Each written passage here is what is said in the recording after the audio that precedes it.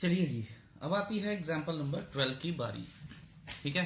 अच्छा, एनसीईआरटी में जरा इसको देखने का कष्ट मत ही करेंगे तो ज्यादा अच्छा है आपके लिए, क्योंकि ये this is one of those question जो सॉल्व ही हैं तो भी नहीं समझ में आता कि कैसे सॉल्व किए गए हैं बुक में।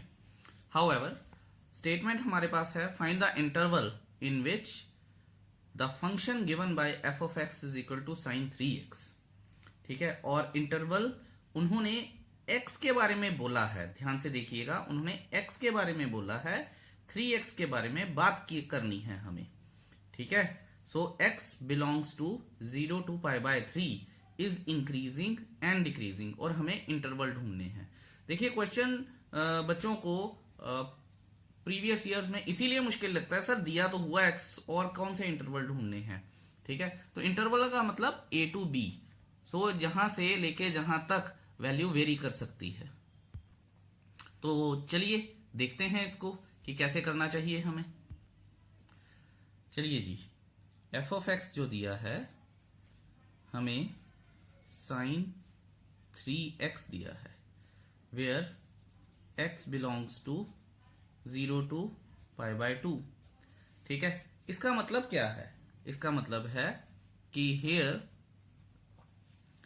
x is less than equal to π/2 and greater than equal to 0। इसका ये मतलब है। I hope that is clear.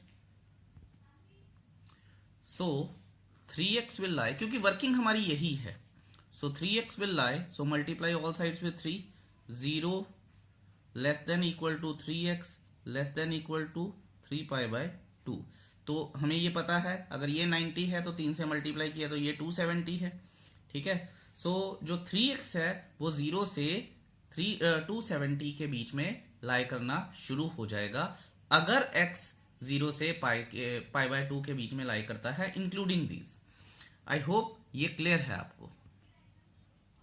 Main जो चीज है वो यही है। अब हम बात करते हैं नाउ f डैश x की। f डैश x आ जाएगा 3 cos 3x।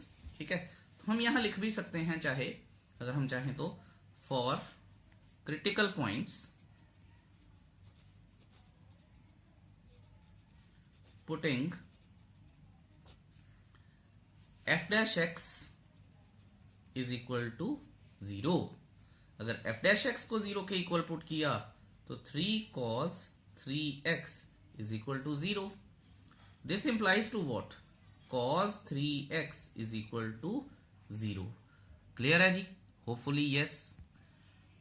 अब आप ये देखिए, एक छोटा सा डायग्राम बनाते हैं और उसमें वैल्यूज को इंसर्ट करने की कोशिश करते हैं। ठीक है जी, मान लीजिए जस्ट एक छोटा सा वैसे ही बनाऊंगा मैं। ये हमारे पास cos 0, cos 0 क्या होता है? 1। cos π/2 क्या होता है? 0। cos 180 यानी cos π क्या होगा? -1। cos 370 3π/2, ठीक है, वो क्या होगा? अगेन 0।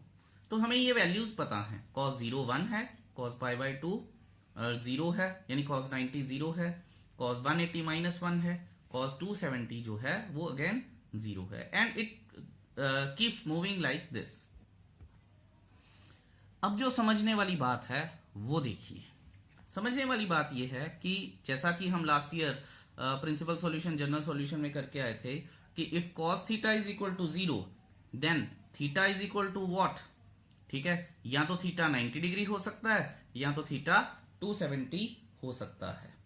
ठीक है, देयरफॉर मैं यहां पे ये लिख सकता हूं, therefore 3x is equal to either π/2 और 3x इज इक्वल टू 3π/2। यहां से ये मैं सेपरेट कर देता हूं, ये तो मैंने वैसे ही आपको समझाया था। समझ आ गया? I hope that is clear to you.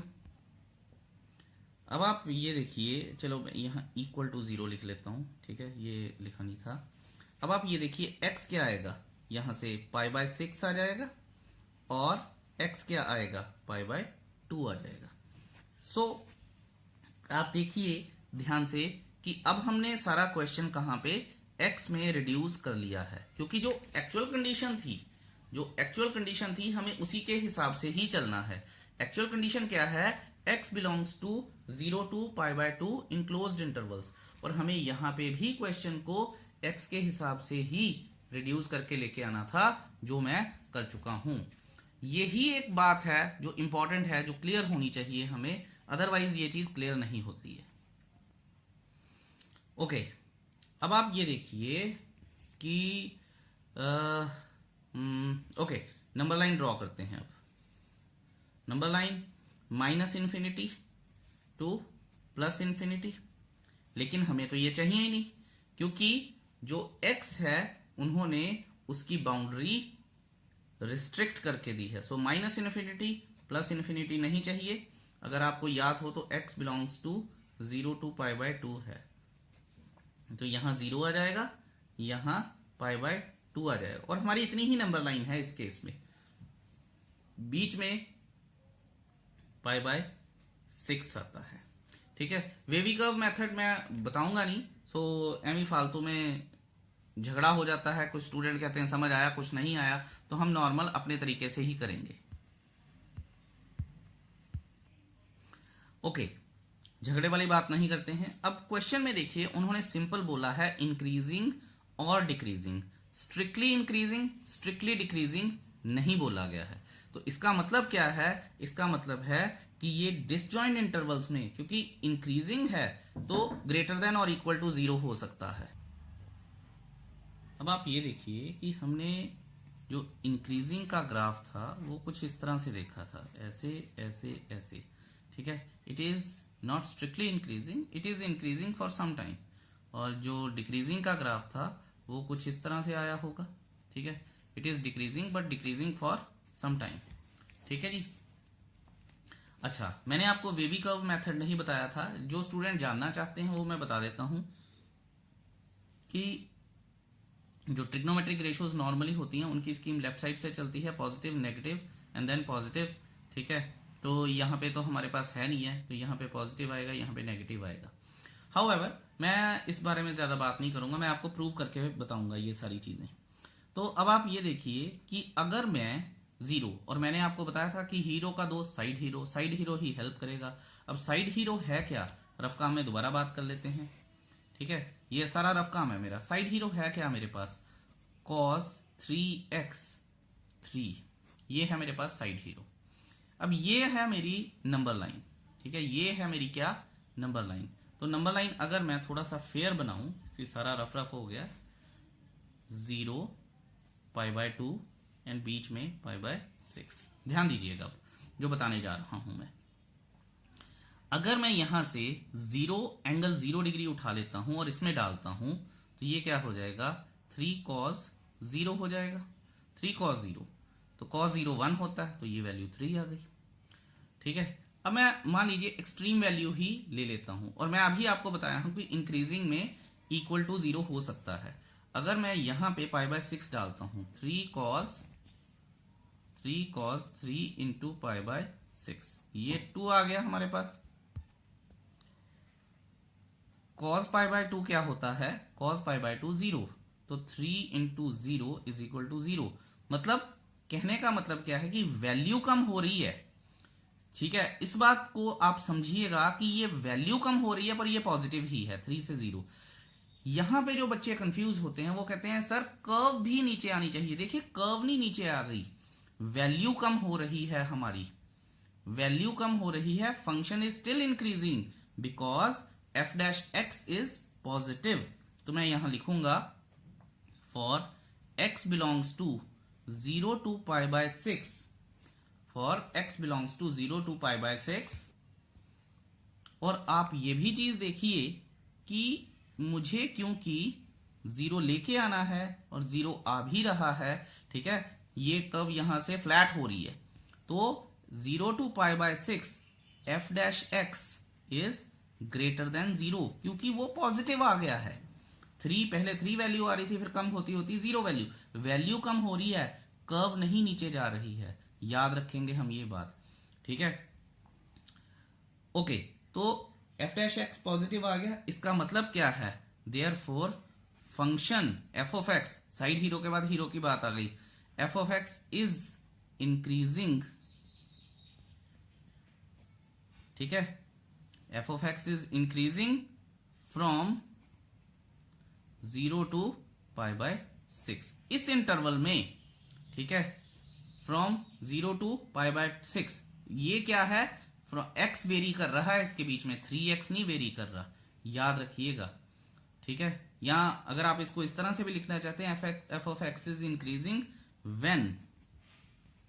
when x belongs to 0 to π/6, ठीक है। ओके, आई होप ये सारा क्लियर हो गया है। रफ काम में समझाना बहुत जरूरी था। अब हम बात करेंगे डिक्रीजिंग की, अगले पेज पर चलते हैं। तो ठीक है, अच्छा अब डिक्रीज की बात कर लेते हैं। डिक्रीज में π/6 से π/2 देखना है। π/6 से π/2 में एक इंटरवल आता है हमारे पास π/3, क्योंकि ये 30 डिग्री है, ये 90 डिग्री है, तो बीच में 60 डिग्री आ सकता है। और हमारे पास जो समझाने के लिए बोल रहा हूं, फिर उसके बाद हम देखेंगे कि क्या करना चाहिए हमें। एक मिनट सर, थोड़ा ये एडजस्ट नहीं हो रहा था। हाउएवर, तो बीच में आ गया हमारे पास क्या, 60 डिग्री। अब आप ये देखिए कि एफ डैश एक्स हमारे पास क्या है, 3 cos 3x। अगर मैं π/6 लगाता हूं, ध्यान दीजिएगा, अगर मैं π/6 लगाता हूं, 3 cos 3 इंटू π/6, तो वैल्यू क्या आ रही है, 0। और अब आप ये देखिए, जैसा मैंने बताया था कि बीच में कोई भी वैल्यू ले लीजिए, अगर आप ले सकते हैं तो, ठीक है। For x is equal to π/3, और यहां है for x is equal to π/6, तो π/3 लूंगा अगर मैं, F dash X is equal to 3 cos 3 π/3, 3 cut गए, cos π -1, तो 3 इंटू -1 इज इक्वल टू -1। इसका मतलब इस इंटरवल में वैल्यू नेगेटिव में आनी शुरू हो गई है। इसका मतलब क्या है कि वो लेस देन 0 है। देखिए यहां से भी 0 से नेगेटिव में जा रही है। तो यहां पे मैं अब फेयर काम करूंगा, अपना क्वेश्चन पूरा करूंगा यहां पे कि फॉर x बिलोंग्स टू π/, क्योंकि उसने बोला क्या है, उसने बोला है सिर्फ डिक्रीजिंग के लिए।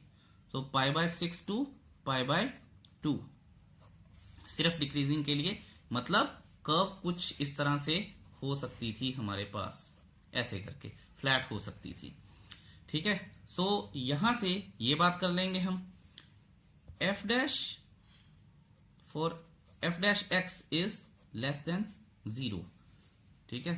Therefore F dash X is decreasing when x belongs to, ठीक है, x की बात करेंगे हम, 3x की बात नहीं करेंगे, π/6 से π/2, and that is my answer. अगर स्ट्रिक्टली बोला होता तो यहां पे ओपन इंटरवल्स आ जाते, ठीक है। क्योंकि उन्होंने स्ट्रिक्टली नहीं बोला, सिर्फ इंक्रीजिंग और सिर्फ डिक्रीजिंग बोला है, इसलिए ओपन इंटरवल नहीं आएंगे। ये बहुत ज्यादा अच्छा क्वेश्चन है, आपको बहुत ध्यान से करना चाहिए ये क्वेश्चन। आई होप कि ये आपको क्वेश्चन क्लियर है। एक बार मैं ये क्वेश्चन पूरा रिपीट कर देता हूं कि हमने किया क्या है। हमने किया है क्वेश्चन नंबर एग्जाम्पल 12 यहां से शुरू होती है। उन्होंने बोला है F of x sign 3x है और थीटा 3x दिया है, लेकिन उन्होंने बोला है कि x जो है वो बिलोंग करता है 0 से π/2। तो हमने x की यहाँ पे वर्किंग देखी, x की वर्किंग क्या है, 0 से बड़ा है और π/2 से छोटा है या इनके इक्वल हो सकता है। लेकिन जो मेन थीटा है वो 3x है, तो 3x कहां पे वेरी करेगा, 3x वेरी करेगा 0 से 3 π/2 में, तो multiply with 3 on both sides. फिर मैंने क्या किया, एफ डैश एक्स किया, 3 cos 3x आ गया। क्रिटिकल पॉइंट्स के लिए मैंने एफ डैश एक्स को 0 के इक्वल पुट किया, जो हम करते आ रहे हैं। तो 3 cos 3x 0 हो गया, cos 3x 0 हो गया। अब हमने क्रिटिकल पॉइंट्स निकालने हैं, ठीक है। ये मैंने आपको बताया था कि cos 0 पे 1 होता है, cos 90 पे 0 होता है, cos 180 पे -1 होता है, cos 270 पे 0 होता है। तो अगर वो कह रहा है कि 3x, अब 0 कहां पे आएगा, ये वाला 0 कहां पे आएगी वैल्यू, cos 90 पे तो आएगी। तो अगर यहां पे मैं लिख भी देता cos 3x is equal to cos π/2 और cos 3x is equal to cos 3π/2। तो ये आ जाता 3x इज इक्वल टू π/2 और 3x इज इक्वल टू 3π/2। लेकिन हमें तो x की बात करनी है, तो x क्या है π/6, 3 नीचे आ गया, x क्या है π/2। फिर हमने नंबर लाइन बनाई। नंबर लाइन मैंने आपको बताया था कि बनेगी हमारी, क्योंकि रिस्ट्रिक्टेड है 0 से π/2 और बीच में π/6 आ गया। फिर वेवी कर्व नहीं लगाया। वेवी कर्व में जो साइन होते हैं यहां से उल्टी साइड से चलते हैं, जो रियल नंबर्स होते हैं उनपे दूसरी साइड से चलते हैं, तो यहाँ पे प्लस माइनस आएगा। तो यहाँ अगर हमें ये पता हो तो फिर तो बड़ी आसानी से हो गया कि पता यहाँ इंक्रीजिंग आना है, यहाँ डिक्रीजिंग आना है। लेकिन ये हुआ कैसे, अब वही बात हम करने जा रहे हैं। तो 0 से π/6 से एक इंटरवल देखते हैं। बीच में कोई भी वैल्यू ऐसी नहीं है जिसे मैं लगा के फटाफट चेक कर लूं, ठीक है। अगर आपको 15 डिग्री वगैरह की वैल्यू आती हो फिर तो बहुत आसान है, नहीं तो नहीं आसान है। तो मैं ये मान के चलता हूं कि बच्चों को 15 डिग्री cos 15 की वैल्यू नहीं आती है, ठीक है। तो मैंने क्या किया, मैंने 0 डिग्री डाला अपना f' में। f' मेरे पास क्या है 3 cos 3x, उसमें मैंने 0 डाला तो cos 0 हो गया, फिर वो हो गया 1, तो 3 इंटू 1 क्या हो गया 3। फिर मैंने 90 डाला, ठीक है, सॉरी π/6 डाला तो वो बन गया cos 90। cos 90 क्या हो गया, जो कि 0 होता है, तो 0। सो इसका मतलब वैल्यू जो है वो पॉजिटिव तो रही पर 3 से 0 बन गई। लेकिन हमें तो सिर्फ वैल्यू कम हो रही है, ज्यादा हो रही है, डिक्रीज हो रही है, इंक्रीज हो रही है, इससे तो लेना देना ही नहीं है। हमें तो ये देखना है कि जो f' है वो ग्रेटर देन 0 है या नहीं है। तो इस केस में है, इसीलिए ये फंक्शन इंक्रीजिंग फंक्शन बन गया। सो यहां हम लिख देते हैं कि f' is for x belongs to 0 to π/6, f' is greater than 0. Therefore, f of x is increasing when x belongs to 0 to π/6. इसी तरह से हमने जो है डिक्रीजिंग के लिए काम किया। डिक्रीजिंग के लिए क्या काम किया, अब यहां तक तो हम इंक्रीजिंग कर चुके हैं, ठीक है। डिक्रीजिंग के लिए π/6 से π/2। अब डिक्रीजिंग में ये π/6 को इंक्लूड करेंगे क्योंकि कर्व फ्लैट हो जाती है जैसे मैंने बताया था यहाँ पे। तो यहाँ पे f' क्या है 3 cos 3x, और इसके बीच में एक वैल्यू आती है 60 डिग्री जिसकी जो मुझे पता है, ठीक है। यहाँ पे अब हम बात कर लेते हैं कि 3 cos 3x अगर मैंने π/6 डाला तो वैल्यू क्या हो गई मेरी 0। अगर मैंने π/3 डाला तो वैल्यू क्या हो गई नेगेटिव। अच्छा, कई बच्चे भी बोलते हैं कि सर अगर π/2 ही डाल लेते तो 3 cos 3 इंटू π/2, तो ये क्या आएगा मेरे पास, ये दोबारा से मेरे पास आ जाती है अपना cos 270। cos 270 पे 0 हो जाता, तो ये 0 आ जाता। तो हमें ये नहीं पता चलता कि π/6 पे भी 0 आ रही है और π/2 पे भी 0 आ रही है। तो हमें ये पता ही नहीं चलता कि 0 से 0 जा रही है, कि ये इंक्रीज हो रही है या डिक्रीज हो रही है। इसलिए बीच वाला एंगल एक लेना इंपॉर्टेंट था, जो उन्होंने दिया भी है। तो यहां पे हमें पता चला कि ये वैल्यू 0 से 0 तो जा रही है पर नेगेटिव की तरफ से होके जा रही है। तो इसलिए x बिलोंग्स टू π/6 टू π/2, ठीक है, क्लोज्ड इंटरवल्स में, तो f' इज लेस देन 0, ठीक है। अगर वो लेस देन 0 है क्योंकि नेगेटिव वैल्यूज हैं, अच्छा, तो f' is decreasing when x belongs to π/6 to π/2। I hope कि ये आपको क्लियर है। और कई बच्चों का यहाँ पे ये भी डाउट रहता है कि सर यहाँ पे भी 0 बन रहा है, यहाँ पे भी 0 बन रहा है, बीच में नेगेटिव आ रहा है, ठीक है।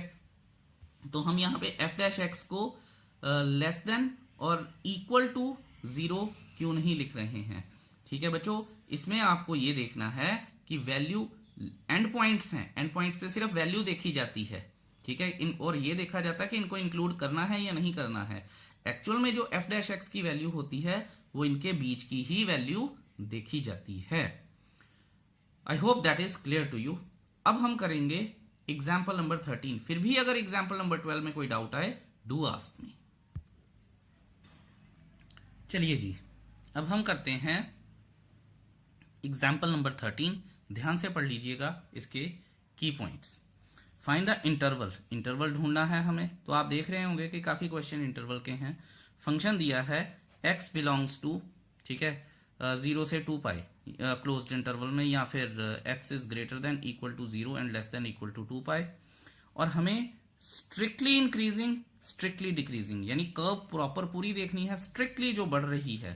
तो इसका मतलब क्या है कि वो किसी भी स्टेज पे x एक्सिस के पैरेलल जो नहीं हो रही है कोई भी टेंजेंट या स्लोप। हाउएवर अब हम क्वेश्चन लिख लेते हैं जो हमारे पास गिवन है, F of X is equal to sine X plus cos X. ये पिछले क्वेश्चन से काफी आसान है क्योंकि पिछले क्वेश्चन में थीटा डिफरेंट था, यहाँ पे 3x था और x को उन्होंने बोला हुआ था कि वो 0 से π/2 तक बिलोंग करता है क्लोज्ड इंटरवल्स में। यहाँ पे ऐसा कुछ नहीं है, यहाँ पे सिंपल है x is less than equal to greater than equal to 2π। ठीक है, यहाँ पे सिंपल ये बात है। तो अब हम क्या करते हैं, हमारा पहला स्टेप क्या है, f डैश x, ये आ जाएगा cos x और ये आ जाएगा माइनस साइन x। ठीक है ना, cos x की differentiation. Okay, for critical points ध्यान से देखिएगा आप। ठीक है, putting f dash x is equal to 0, तो ये हो जाएगा हमारे पास cos x minus sine x is equal to 0, cos x is equal to sine x। यहां पे दो बातें हो सकती हैं कि आप cos x को इधर ले जाइए, tan x आ जाएगा तो वो अपना इक्वल टू 1 आ जाएगा, तो π/4 के इक्वल आ जाएगा।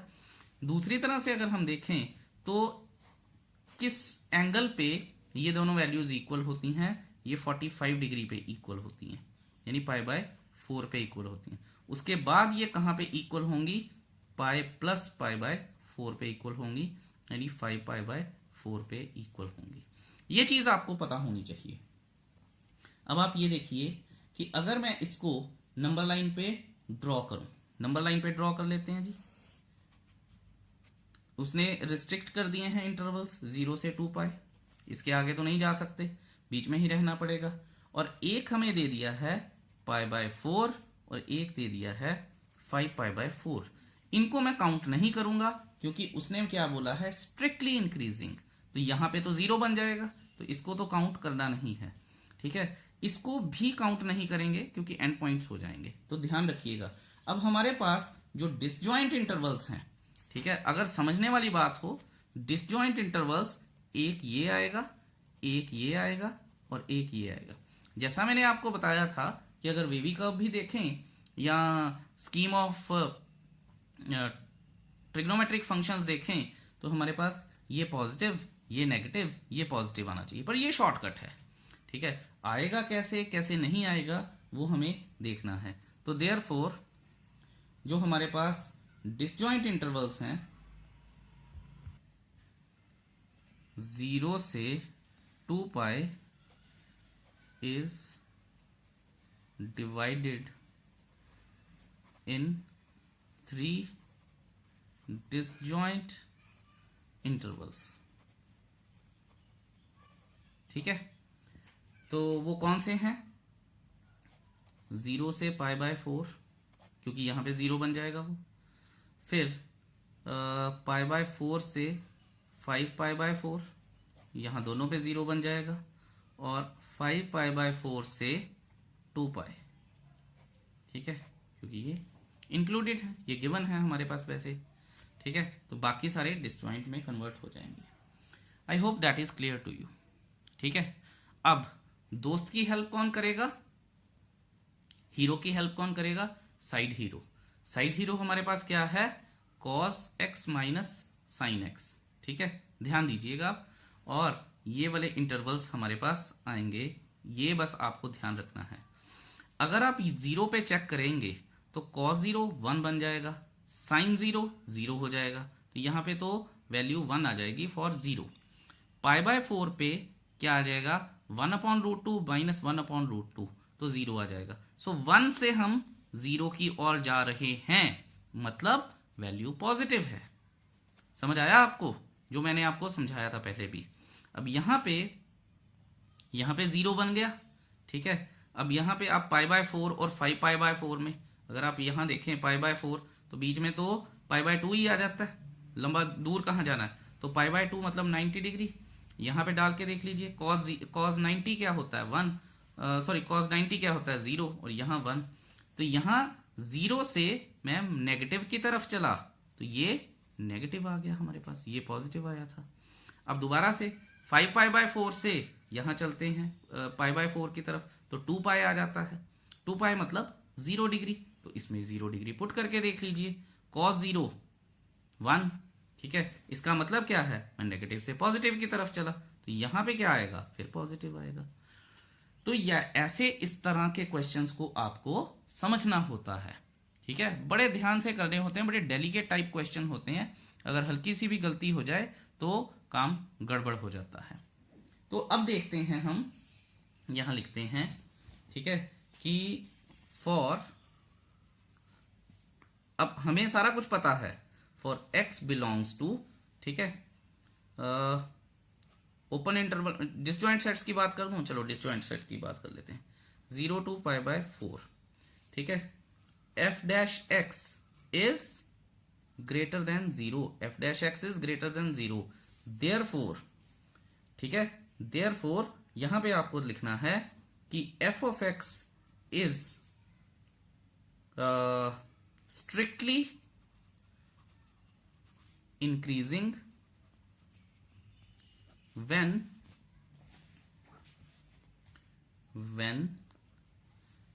x belongs to, अब हमारे पास आ जाएगा open interval 0 to pi by 4, क्योंकि कर्व तो 0 करनी नहीं है। अब लिखूंगा मैं for x belongs to pi by 4 to 5 pi by 4, और ये आपको कुछ बताना नहीं है, ये आपको पता होना चाहिए, ठीक है। f dash x is less than 0, therefore f of x is strictly decreasing when x belongs to open intervals में पाई बाय 4 to 5 पाई बाय 4। आए कैसे कैसे वो मैं आपको बता चुका हूं। अब हम लिखेंगे फॉर, और यहां पे आप ये बता सकते हैं, ठीक है, कि आप आंसर निकाल रहे हैं। Now for x belongs to 5 pi by 4 to 2 pi, ठीक है, ये ऐसे, तो f dash x is greater than 0, therefore f of x is strictly increasing when x belongs to, अब ओपन इंटरवल में चली जाएंगी ये चीजें, 5 पाई बाय 4 to 2 पाई, और ऐसे हो जाएगा, ठीक है। तो ये आपको पता होना चाहिए, क्योंकि स्ट्रिक्ट इंक्रीज हैं ये, ठीक है।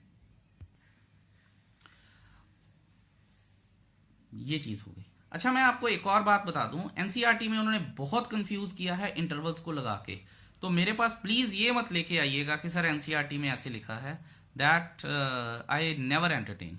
प्लीज वीडियो को देखिए, मैं लॉजिक के साथ बात कर रहा हूं, सारी चीजें आपको क्लियर की हैं।